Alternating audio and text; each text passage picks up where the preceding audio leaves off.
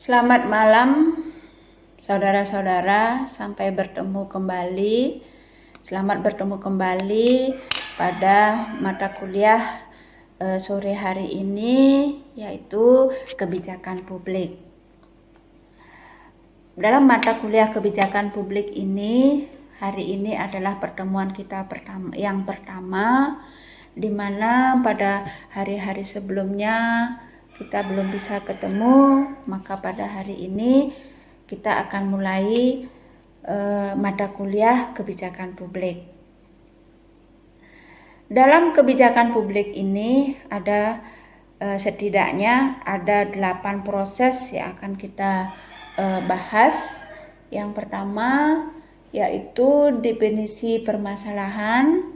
Apa itu permasalahan? Permasalahan suatu pernyataan tentang keadaan yang belum sesuai dengan apa yang diharapkan.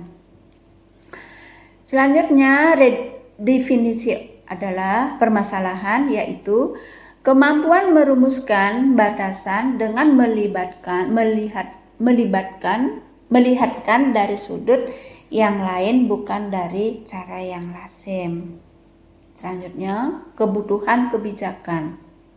Mengapa kebijakan itu dibutuhkan? Itu di sana menjadi suatu tanda tanya. Nah, selanjutnya, proses selanjutnya yaitu agenda kebijakan.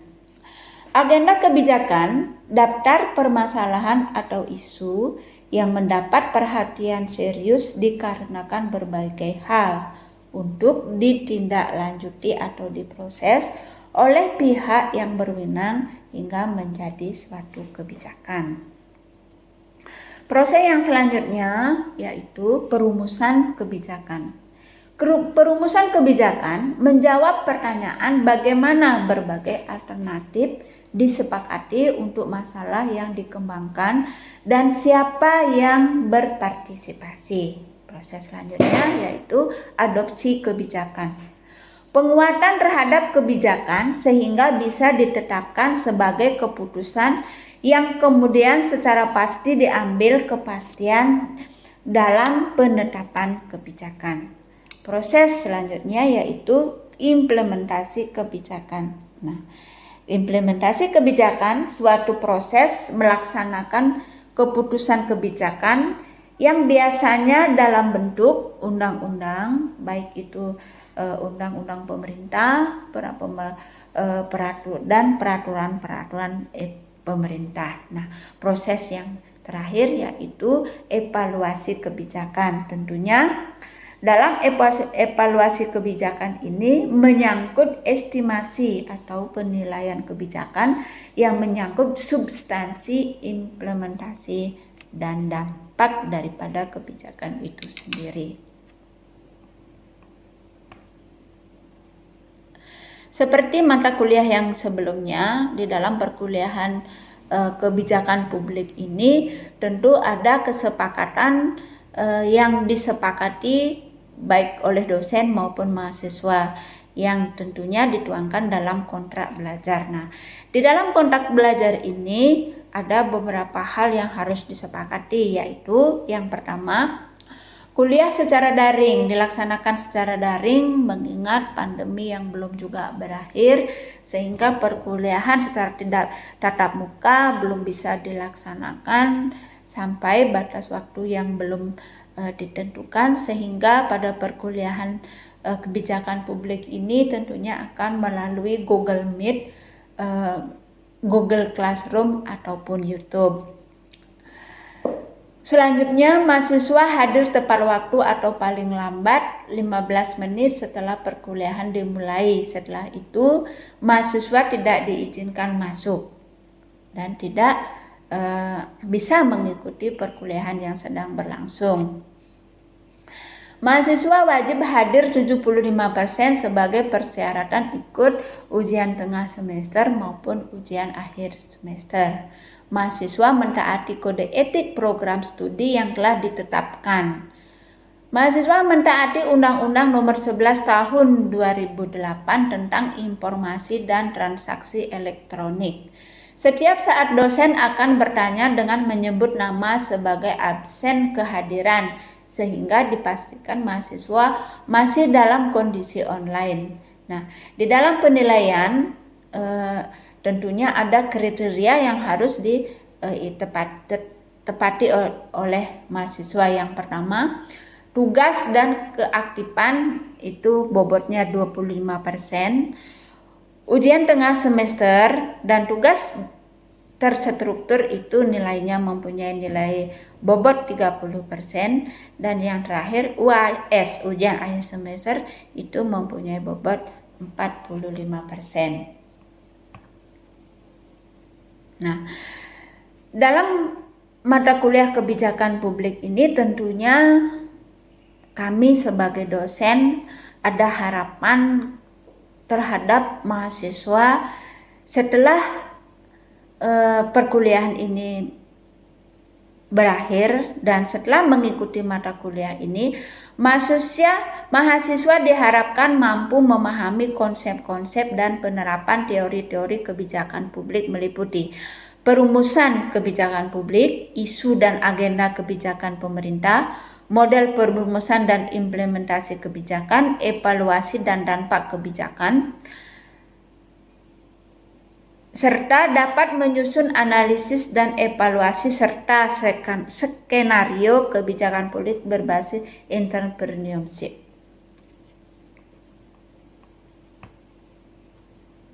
Berikut rencana pembelajaran semester. Dalam satu semester, mahasiswa akan diajarkan materi-materi yang sudah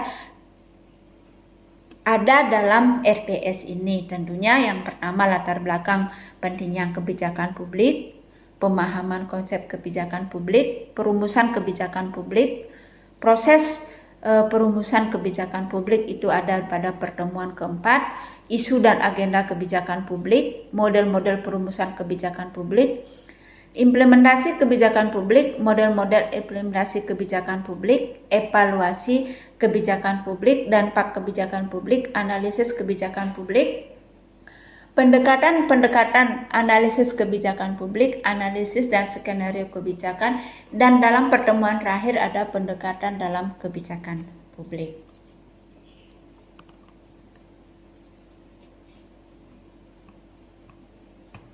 Nah, sekarang kita bicara mengenai latar belakang pentingnya kebijakan publik.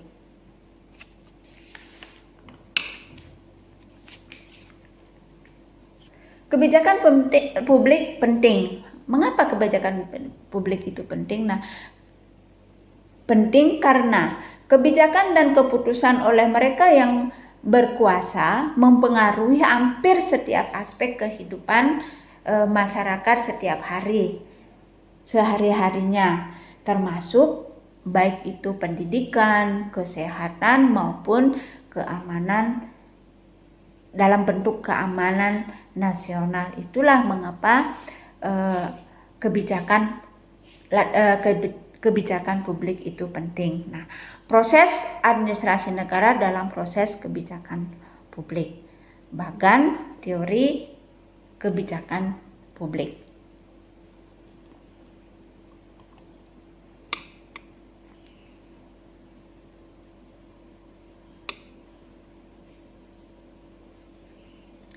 Why public policy? Di sini ada 3 alasan. Yang pertama, scientific reason. Yang kedua, professional reason. Yang ketiga adalah policy reason. Memberikan kemampuan untuk memahami konsep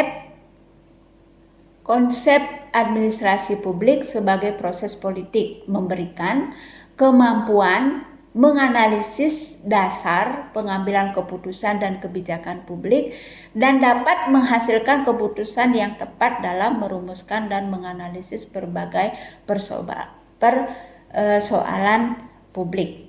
Itulah yang disebut dengan scientific reason atau analisis ilmiah.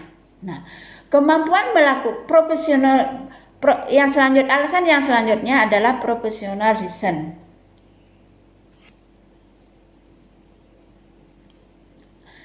Kemampuan melakukan perumusan, implementasi, dan evaluasi kebijakan publik sehingga dapat memberikan masukan-masukan terhadap berbagai kebijakan pemerintah maupun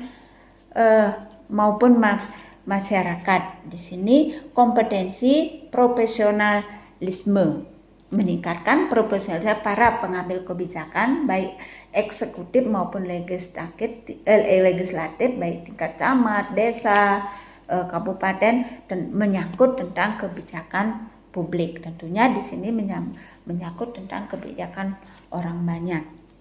Alasan yang ketiga yaitu policy reason.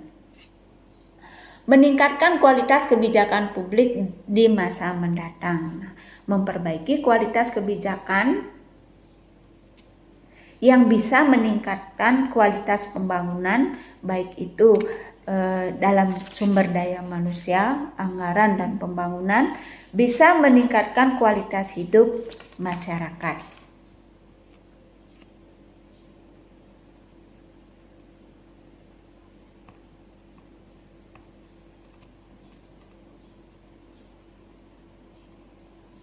Nah, dari tiga alasan itulah timbullah yang melatar belakangi terlalu panjang dan cukup rumit sehingga berakibat tindakan-tindakannya tidak cepat dan tidak luas. Pemerintah kurang peka terhadap masalah dan kebutuhan masyarakat, cenderung mementingkan hasil-hasil kuantitatif, tidak sempat memikirkan bagaimana output. Output di sini tentunya keluaran, bagaimana keluaran daripada kebijakan itu. Terus tidak banyak melibatkan partisipasi masyarakat. Masyarakat di sini tidak maksimal dapat berpartisipasi, tetapi masyarakat hanya menerima dan tidak bisa mengambil suatu keputusan. Yang selanjutnya, tidak adanya kesamaan persepsi dalam semestinya pada saat mengambil suatu kebijakan apapun itu, tentunya kesamaan persepsi harus ada kesamaan sehingga persepsi kebijakan yang diambil itu dapat berjalan dengan baik. Berada dalam profesionalisme sempit. Tidak adanya analisa secara mendalam terhadap produk kebijaksanaan. Campur tangannya pemerintah dalam pembangunan terlalu tinggi. Nah, di dalam kebijakan ini tentunya ada campur tangan pemerintah. Nah, di sini sangat tinggi campur tangan pemerintah itu sehingga masyarakat tidak memiliki kesempatan untuk menuangkan ide-ide maupun pikiran-pikiran mereka. Dalam mengimplementasikan suatu kebijakan pemerintah, sering juga terjadi persepsi yang berbeda. Ini diakibatkan oleh faktor-faktor. Di antaranya struktur birokrasi, sumber daya, dan sistem komunikasi yang ada pada masing-masing daerah.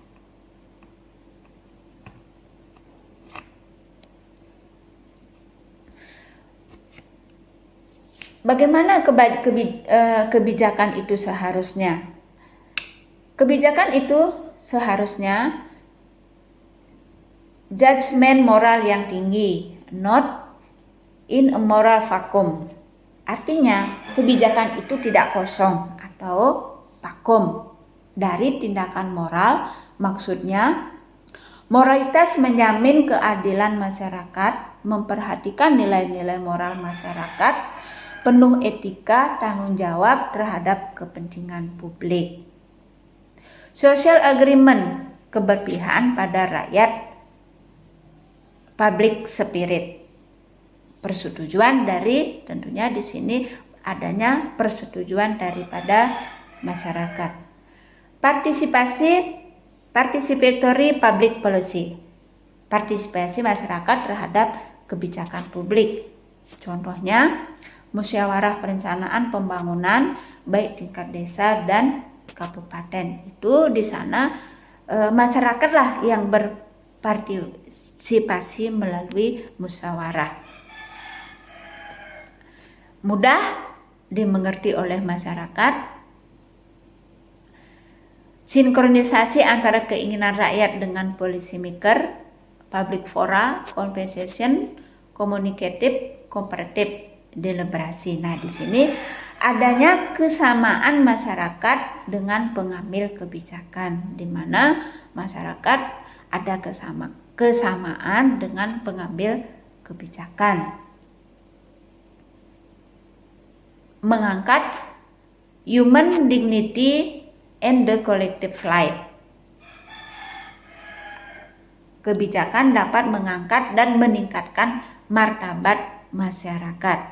Memberikan nuansa baru. Kebijakan itu bisa memberikan nuansa baru, artinya nuansa-nuansa tidak hanya menurun pada nuansa lama, tetapi bisa memberikan nuansa-nuansa baru yang nantinya memberikan ide-ide, memberikan nuansa warna baru terhadap masyarakat. Nah, memiliki kemampuan yang nyata dalam menyelesaikan permasalahan masyarakat, tidak hanya melalui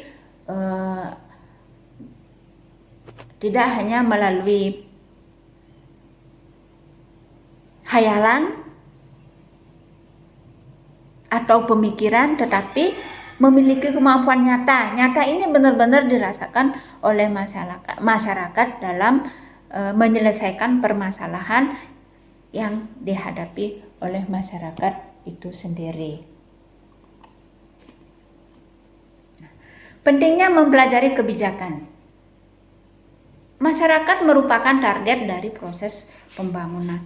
Sudah pasti kita sebagai masyarakat adalah target dari sebuah proses pembangunan.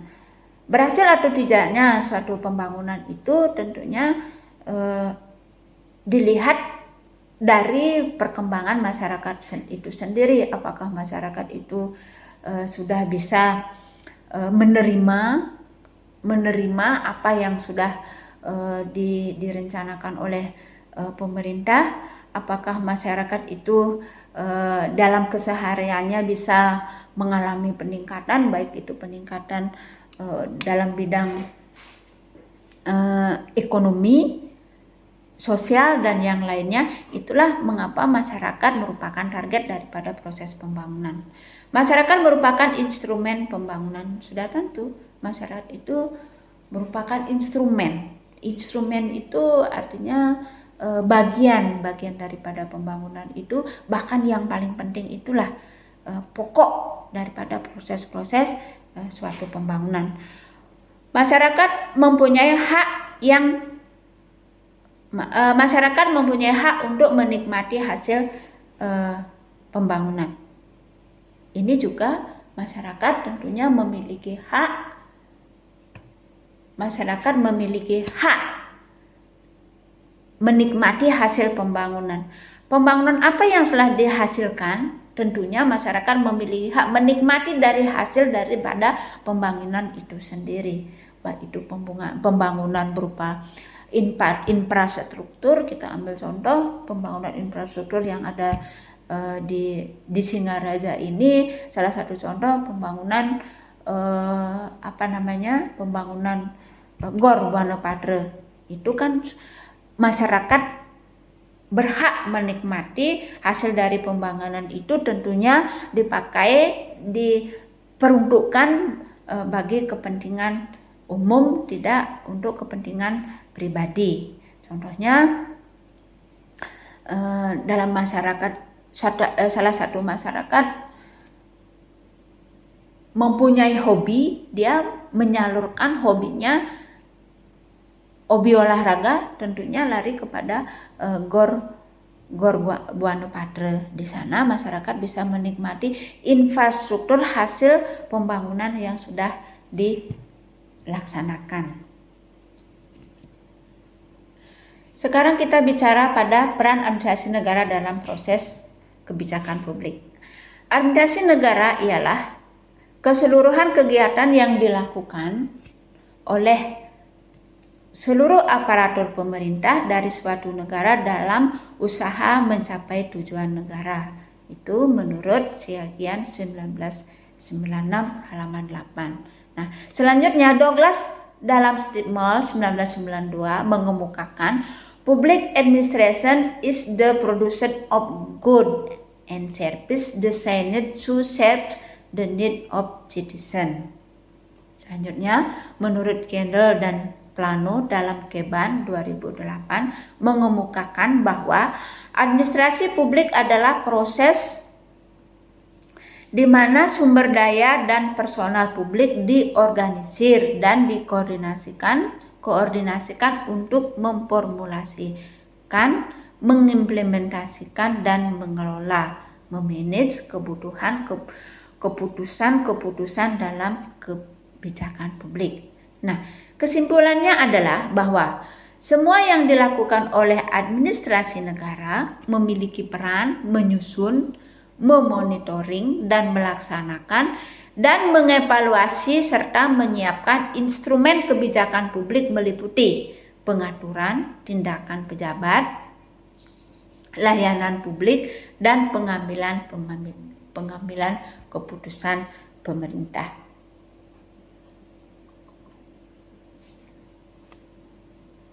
Nah, di sini dapat definisikan kebijakan adalah bagi pemerintah merupakan suatu proses politik.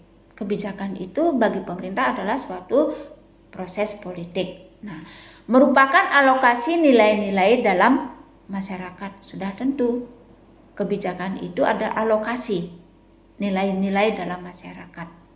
Merupakan perpaduan antara keinginan publik, pemerintah, swasta, dan masyarakat.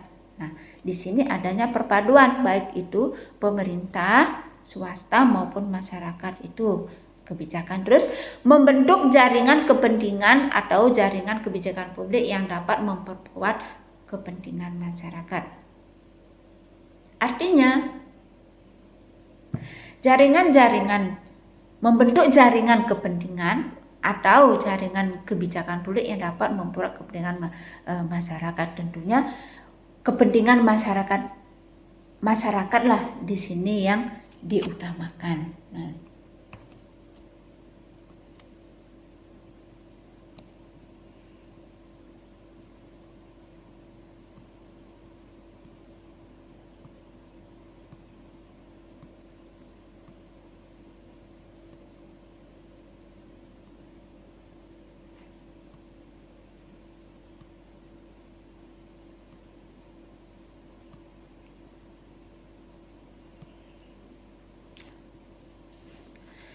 administrasi negara dalam proses politik. Kebijakan itu adalah proses politik. Mengapa? Karena politik merupakan perjuangan untuk mengalokasikan nilai dan sumber-sumber sosial secara sejajar erat dengan kegiatan administrasi itu menurut John Reprusna. Administrasi publik membentuk sinergi antara negara, state, swasta, privat, dan masyarakat atau citizen. Nah, di sini sebagai pemerintah, sebagai publik, sebagai alokasi nilai. Ini menurut David Easton. Nah, disinilah di dalam membentuk jaringan, policy network, jaringan kebijakan, kombinasi antara kekuasaan pribadi yang dibentuk oleh bagian-bagian tertentu dalam birokrasi dan badan-badan swasta. Ini menurut Peter Kitson. Nah, makanya kebijakan itu adalah suatu proses politik di mana tadi sudah saya katakan ada 3 komponen: negara, swasta, dan masyarakat. Masyarakat membentuk sinergi. Administrasi publik membentuk sinergi antara negara, swasta, dan masyarakat.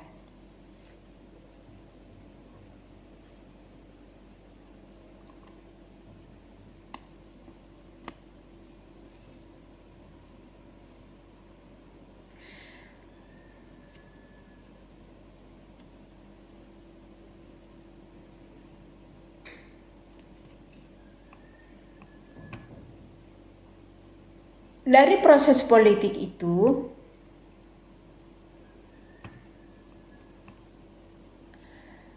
alur pemerintah Minau yang disebut sebagai publik baru yang sekarang menjadi ide-ide pokok dalam masyarakat postmodern adalah sebagai berikut. Administrasi publik dan publik agen tidak dapat netral atau objektif.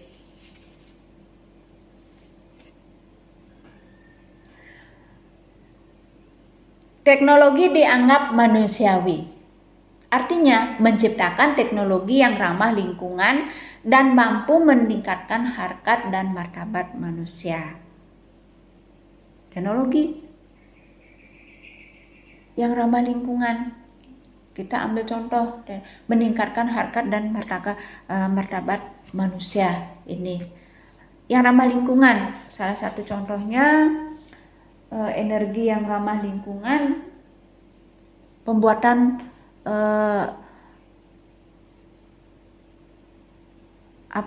pupuk organik.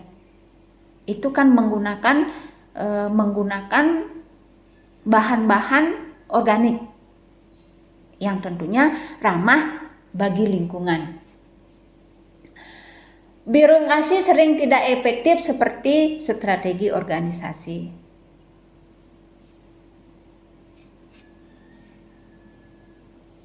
Birokrasi cenderung mengarah pada perubahan tujuan dan kelangsungan hidup.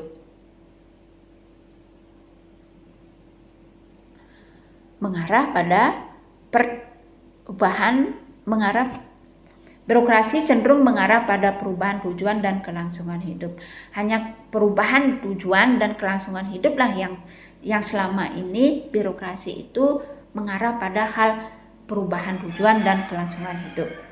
Kerjasama, konsensus, dan administrasi demokratis lebih mungkin dibandingkan dengan kewenangan administratif untuk menghasilkan efektivitas organisasi.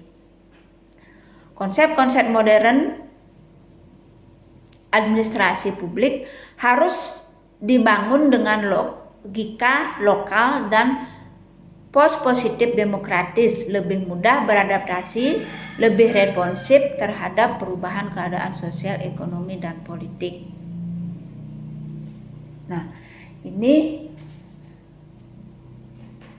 maksudnya konsep-konsep modern administrasi yang publik harus dibangun dengan logika lokal. Artinya di mana pembangunan itu dilaksanakan, kebijakan itu dilaksanakan, tentunya disesuaikan dengan keadaan tempat di mana kebijakan itu diambil, dan positif demokratis tentunya dengan cara demokrasi dan lebih mudah beradaptasi.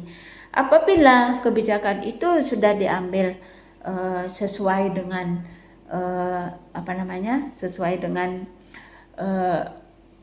logika lokal, dibangun dengan logika lokal, sesuaikan dengan tempat itu, keadaan tempat itu sendiri, tentunya akan membangun positif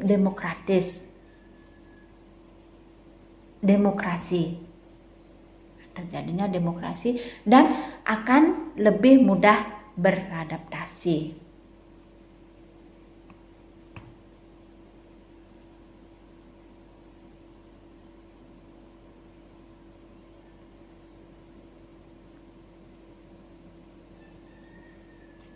Nah, selanjutnya di sini kita bicarakan mengenai teori-teori pengambilan keputusan dan analisa kebijakan. Yang pertama, teori-teori pengambilan keputusan dan analisis kebijakan. Saya perkenalkan teori administrasi negara yang akan saudara dapatkan dalam mata kuliah di semester selanjutnya, yang tentunya sangat berguna bagi pemahaman terhadap kebijakan publik. Nah, di sini saya akan bicarakan mengenai teori rational choice dan institutional choice. Apa itu teori rational choice?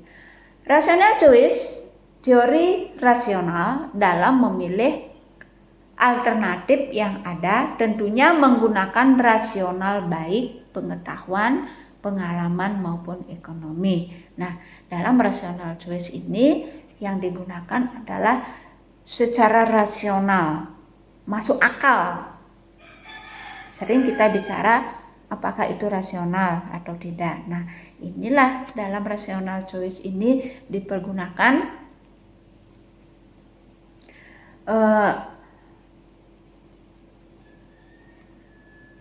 dan memilih alternatif yang ada tentunya menggunakan rasional baik pengetahuan, pengalaman maupun ekonomi. Pengetahuan apa yang Anda miliki? Terus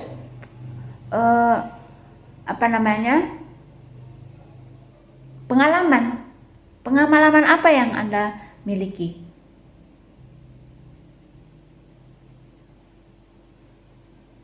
Pengetahuan, pengalaman, dan ekonomi. Ekonomi seperti apa?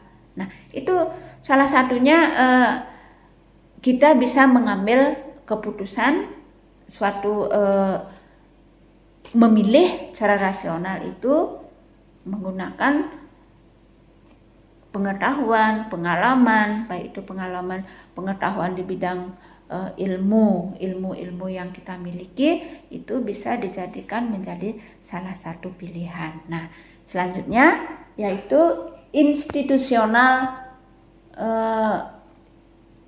choice. Institusional ini berkaitan dengan kelembagaan, bahwa kebijakan itu terjadi atau dirumuskan dalam kelembagaan publik seperti DPR, eksekutif. Itu. Nah, di sini menghasilkan ini adalah pilihan daripada teori pengambilan keputusan OPA, All Public Administrasi atau Public Administrasi Lama.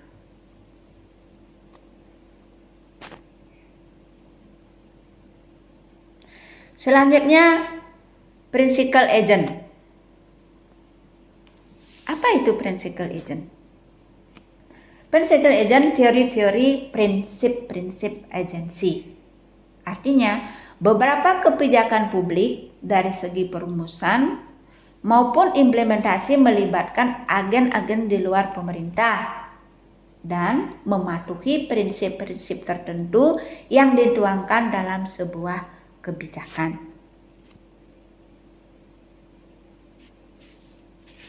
Nah, di sini menghasilkan NPM, New Public Management. Dalam New Public Management ini sudah melibatkan baik itu sektor swasta, mengambil prinsip-prinsip swasta, menerapkan prinsip-prinsip ekonomi. Nah, sudah melibatkan sektor swasta tentunya tidak hanya terpaku pada pemerintahan itu sendiri, tetapi keikutsertaan sektor-sektor swasta sini sudah dilibatkan.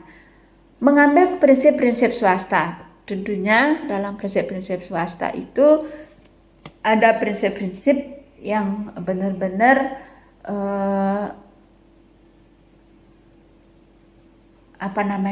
sudah tidak ada di dalam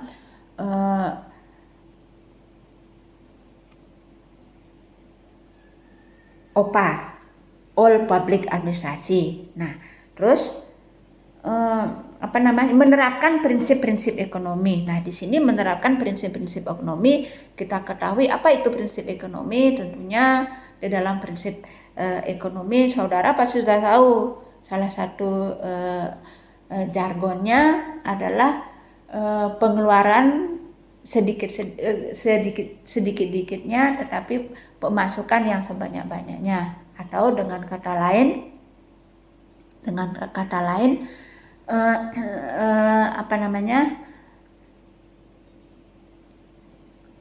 mengeluarkan sedikit tetapi mendapatkan keuntungan yang sebanyak-banyak. Itulah prinsip-prinsip ekonomi.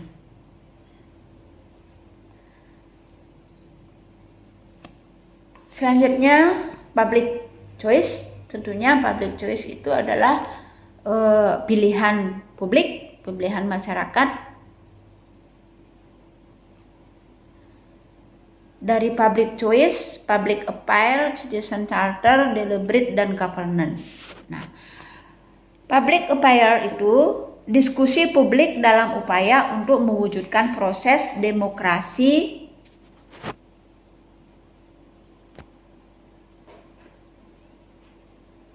dalam kebijakan publik. Diskusi publik di sini memerlukan diskusi publik, public appeal. Citizen charter, teori kepemilikan masyarakat bahwa apapun yang dihasilkan oleh policy maker, pembuat keputusan, adalah cerminan dari keinginan rakyat. Nah, apapun itu keputusan-keputusan yang dihasilkan oleh pembuat kebijakan, baik itu kebijakan yang sudah diambil, keputusan-keputusan yang sudah dituangkan itu adalah cerminan daripada keinginan rakyat, bahwa keputusan-keputusan yang sudah diambil itu adalah keinginan, kehendak. Apa yang dikehendaki oleh rakyat, itulah yang disebut dengan citizen charter. Nah, yang terakhir adalah governance. Governance tentunya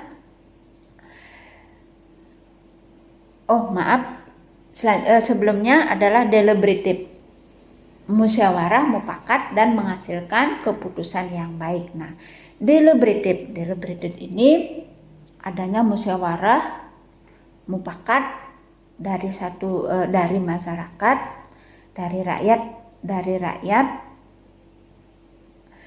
di mana dalam musyawarah dan mufakat itu tentunya nanti akan menghasilkan suatu keputusan yang baik, dan keputusan-keputusan itu akan dilaksanakan.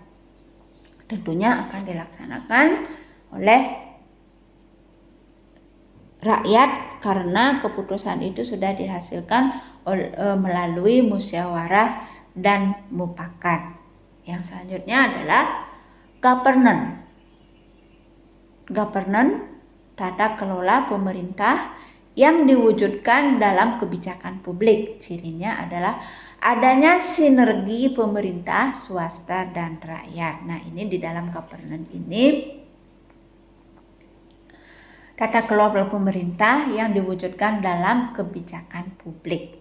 Cirinya adanya sinergi pemerintah, swasta, dan rakyat, masyarakat, di mana antara pemerintah, swasta, dan masyarakat itu ada sinergi satu dengan yang lainnya, tidak terpecah, tidak melaksanakan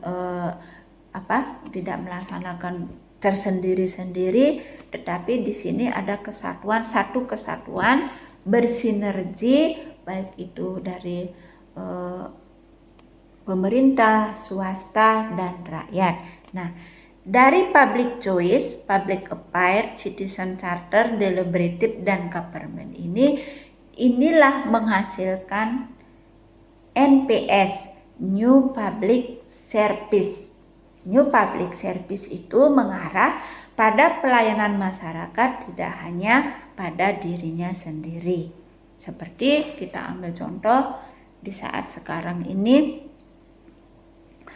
kebanyakan daripada kebijakan pemerintah itu mengarah kepada new public service. Salah satunya service yang diterapkan oleh yang dilaksanakan oleh pemerintah sekarang ini, salah satunya kita ambil contoh adalah BLT. Nah, BLT, bantuan langsung tunai, itu diberikan kepada masyarakat, tentunya masyarakat yang benar-benar membutuhkan, tetapi ada kebijakan daripada pemerintah sekarang ini diberikan kepada masyarakat yang memiliki BPJS Ketenagakerjaan dengan penghasilan di bawah 5 juta, itu diberikan BLT, bantuan langsung tunai sejumlah 600.000 itu per bulan, kalau tidak salah itu diberikan berturut-turut selama 4 bulan. Tetapi apakah public service ini yang diberikan kepada masyarakat ini sudah baik atau sesuai dengan peruntukannya? Nah, di sini walaupun di NPS ini, New Public Service ini mengarah pada pelayanan masyarakat tidak hanya pada dirinya sendiri, tetapi sudah menyasar kepada masyarakat kecil. Tetapi sekarang masyarakat yang menerima servis atau bantuan ini, mereka menggunakan bantuan itu, menyalahgunakan bantuan itu tidak sesuai dengan peruntukannya. Nah, dari sinilah nantinya kita akan bahas apa itu policy formulation, policy implementation, policy evaluation, dan policy analysis. Semua ini masih berlaku baik di OPA maupun NPN dan NPS untuk mewarnai decision theory atau teori pengambilan keputusan yang menjadi dasar kebijakan publik, di mana proses kebijakan publik kita pelajari dalam 4 proses, yaitu policy formulation, policy implementation, policy evaluation, dan terakhir policy analysis. Nah, walaupun policy analysis ini sendiri yang akan dibahas dalam semester selanjutnya, secara kita akan secara khusus membahas teori 3 kebijakan ini. Nanti karena kebijakan yang keempat, analisis kebijakan ini akan dibahas tersendiri dalam semester selanjutnya. Nah, Anda semua dapat lihat semua ini ada di teori administrasi negara. Oke, selamat sore. Hanya itu yang dapat saya sampaikan pada perkuliahan pertama ini. Untuk tugas nanti akan saya share di Google Classroom agar mahasiswa aktif mengikuti dan aktif juga membuka apa-apa yang sudah di-share di Google Classroom. Selamat malam. Untuk pertemuan hari ini saya akhiri sampai di sini. Om Santi Santi Santi Om.